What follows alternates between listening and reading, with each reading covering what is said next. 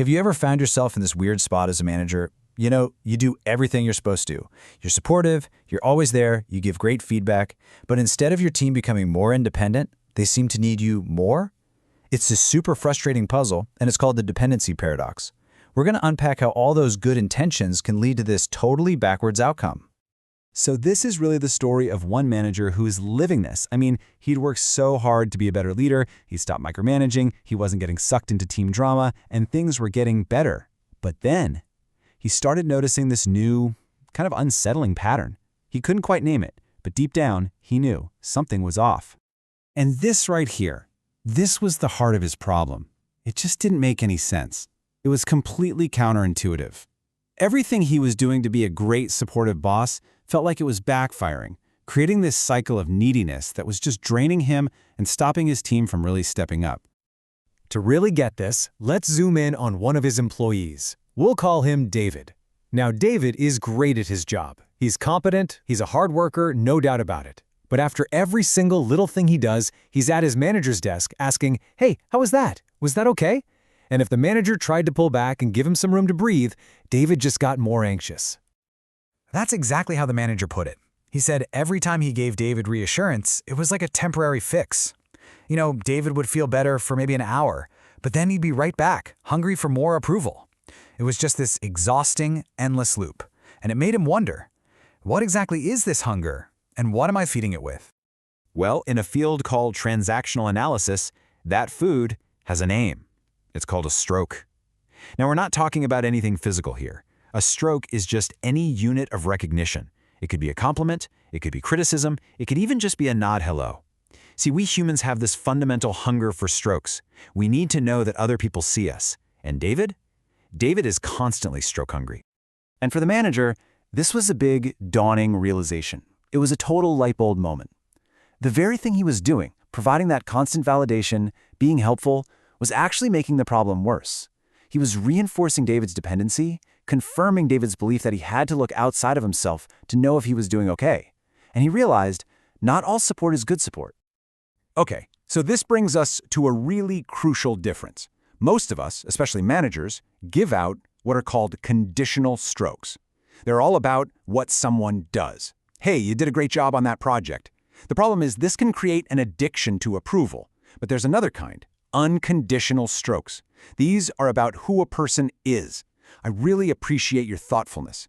It's about their inherent qualities, and that's the stuff that builds real, lasting confidence. So as the manager was thinking about all this, something else clicked. He realized when David came to his office asking for validation, he wasn't really acting like a colleague. No, he was acting like a child looking for a parent's approval. And if David's playing the role of the child, well, what role was the manager playing? He was playing the parent. And this unhealthy, codependent dance they were doing, it's called symbiosis.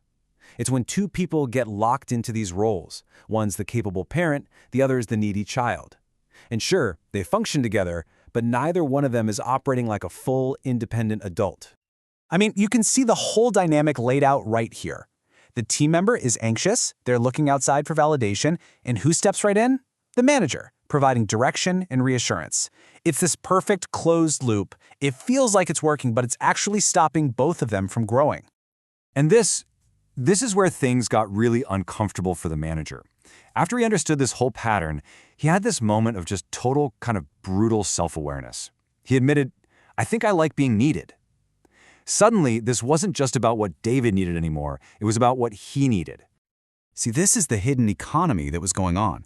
The manager wasn't just giving out strokes, he was getting them back.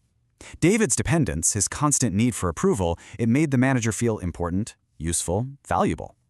The symbiosis, this unhealthy pattern, was secretly serving them both, even while it was holding them back. And that is the big question for all of us, isn't it? Think about any frustrating pattern that keeps showing up in your life, at work or anywhere else. I can almost guarantee you there is a hidden payoff in it for you. And seeing that payoff, admitting it, that is the absolute first step to being able to change it. For the manager, this was the raw fear that was underneath it all. He realized that if he actually helped his team become truly independent, it triggered this deep-seated fear that he would become unnecessary. And that fear, That's what keeps so many leaders trapped in that caretaker role. So how do you actually break out of this cycle?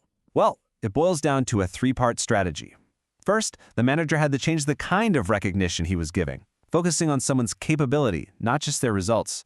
Second, when they came asking for his opinion, he had to redirect them back to their own. And third, and this is the really hard part, he just had to sit with the discomfort of not being needed in that same old familiar way. So what does this actually sound like? Well, the old way, the parent way, is just a generic good job. It's conditional and it feeds that dependence. The new way, the adult-to-adult way, is totally different. It's specific, unconditional praise about a quality they showed, followed by a question that invites their assessment. He started building their own internal sense of authority instead of just being the source of external approval. And the manager's reaction to trying this? Oh, it's so real. He said this was even harder than getting out of the drama triangle. It felt cruel, like he was withholding something people needed. And it's so important to see the difference between what someone genuinely needs to grow and what they've just gotten used to depending on to feel okay. But here's the tricky part. Why would someone resist this healthier approach? Well, it's because of something called a stroke filter. We all have one. It's this little mechanism inside us that decides which compliments we let in and which ones we reject, based on our past. So if someone is used to only getting strokes by asking for them, your new, healthier approach might not even compute. It might just bounce right off because it doesn't fit their filter. Ultimately, this is the choice that every single leader has to make. Do you want to be needed in a way that honestly keeps people small, or do you want to be valued for your ability to help them grow large? The satisfaction of being needed is powerful for sure, but it's a short-term thing. The other path leads to a much deeper, more lasting satisfaction. So with all this insight, the manager's job description kind of changed in his mind. He wasn't just managing tasks anymore. His new primary job was to pay attention to the stroke economy of his team, to notice who gives recognition, who's always seeking it, and to ask himself, are these exchanges creating dependency or are they building real autonomy? But once you start watching that stroke economy, you can't help but ask another question. Why do some people need so many external strokes in the first place? And that reveals an even deeper layer of all of this, their life position. It's this core belief that we all have about whether we ourselves are fundamentally okay and whether other people are okay too. And that right there is the cliffhanger. That's the real challenge. Because look, changing how you give recognition is one thing. But what do you do when you're trying to build confidence in a person whose entire view of the world is built on the belief that I'm not okay, but you are okay? How do you coach someone to be your equal when they don't see themselves that way at all? Well, that is a challenge for another day.